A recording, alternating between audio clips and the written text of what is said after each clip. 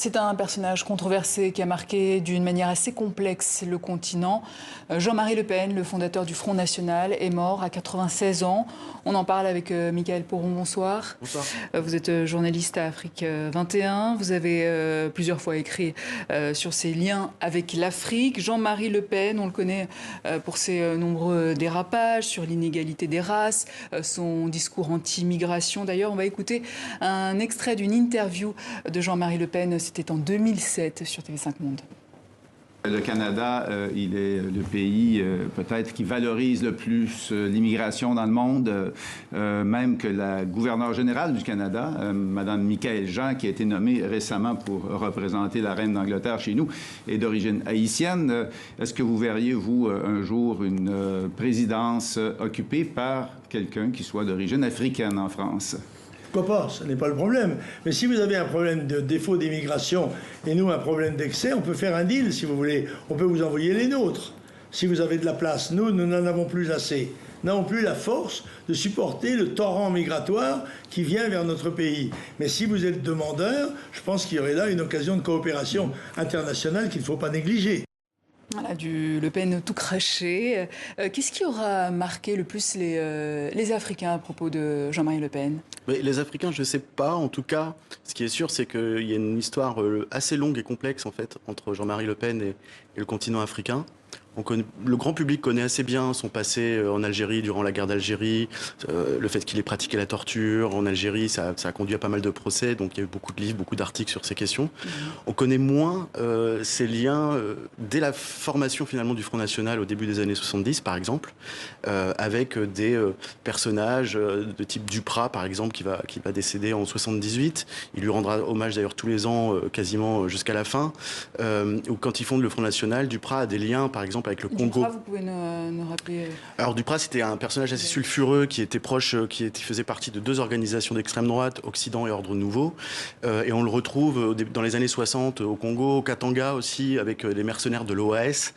Et il va tisser des liens comme ça avec ces pays africains, qui, selon d'ailleurs certains historiens, ont même financé la fondation du Front National au début des années 70. Et donc Duprat participera à la fondation du Front National. Voilà un lien, par exemple, peu connu finalement entre le Front National et Jean-Marie Le Pen, du coup, et l'Afrique. Ouais, justement, Le Pen et les dirigeants africains, c'est une longue histoire. Il en a rencontré quelques-uns. Quels étaient leurs rapports? En tout cas, il a cherché à en rencontrer beaucoup. Ouais. Il y avait Bongo. Avec peu de succès. Voilà. Alors en 1987, effectivement, il réussit. Il a toujours eu cette envie de faire une espèce de tournée africaine. Et donc, il avait organisé en 87 une tournée africaine qui a commencé par le Gabon. Il a été reçu par Omar Bongo. Ensuite, il est allé en Côte d'Ivoire, effectivement, où il a rencontré Félix Houphouët-Boigny. Il a eu que des éloges. Il a même proposé pour le prix Nobel de la paix, Félix Houphouët-Boigny. Par contre, il devait continuer cette tournée pour aller à Dakar ensuite et dans un quatrième pays. Sauf que là, ça s'est annulé. À Dakar, les journaux de l'époque ont souligné l'incohérence et l'impossibilité avec les propos tenus par Jean-Marie Le Pen, les propos racistes tenus avec Jean-Marie Le Pen, l'incompatibilité avec sa venue à Dakar. Très proche aussi d'Obiang. Alors ça, c'est son dernier voyage officiel en Afrique, effectivement, en 2016, lors de la cérémonie d'investiture du président Teodoro Obiang. Pour son 5e mandat, Obiang fait plusieurs invitations auprès de politiques français. Et le seul qui répond présent, c'est Jean-Marie Le Pen.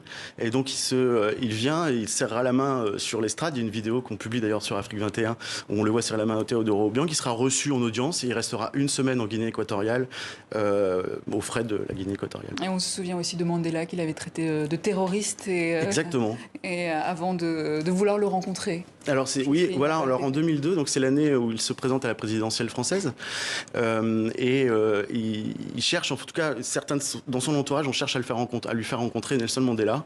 Parmi ces gens, il y a notamment Louis Alliot, l'actuel maire RN de Perpignan, mais aussi l'avocat Marcel Tchekaldi et Guy Parfait-Colélas, qui est un Congolais, dont le père était Premier ministre de Pascal Lissouba dans les années 60, qui cherche donc à organiser cette rencontre qui n'aura pas lieu. Et effectivement, dans les années 90, il n'est pas une contradiction près, il avait traité, en 1990, lors de la libération de Nelson Mandela, après 28 ans de prison, il avait traité Mandela de terroriste. Ouais.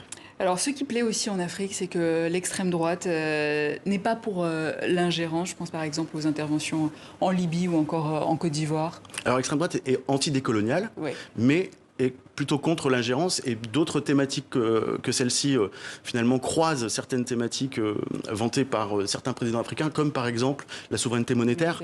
Jean-Marie Le Pen était contre l'euro, prônait le retour au franc. C'était un des sujets abordés, non pas par Jean-Marie Le Pen, mais par sa fille en 2017 avec Idriss Déby Itno, quand elle s'est rendue au Tchad.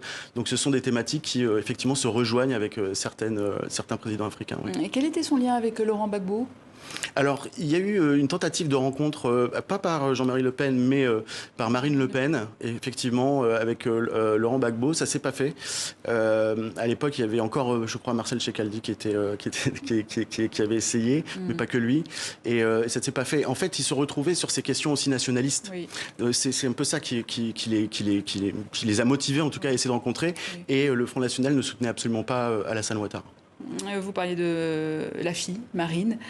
Aujourd'hui, c'est elle qui a repris le flambeau avec le désormais Rassemblement national. Est-ce qu'ils partagent les mêmes idées ? Alors oui, sur certains points, ils partagent les mêmes idées. Enfin, en tout cas, pendant très longtemps. Alors, c'est un peu ambigu en ce moment par rapport à l'Europe et l'euro, mais pendant longtemps, Marine Le Pen défendait le retour au franc, la sortie de l'Europe.